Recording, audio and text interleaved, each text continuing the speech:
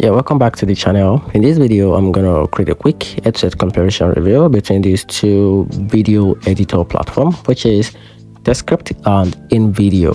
So we're gonna dive into it and decide which of these would be a better video editor for you. So let's dive into the comparison. So talking about Descript is perfect for creators who want to edit videos or podcasts through text instead of timeline.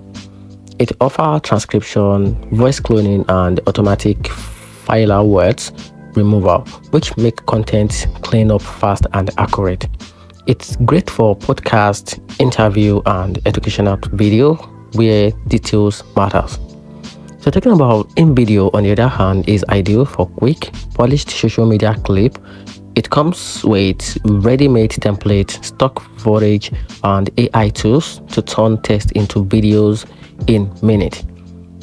So this script gives you more control, but InVideo wins on speed and simplicity, so making it the better pick for marketers and beginners who value ease over depth.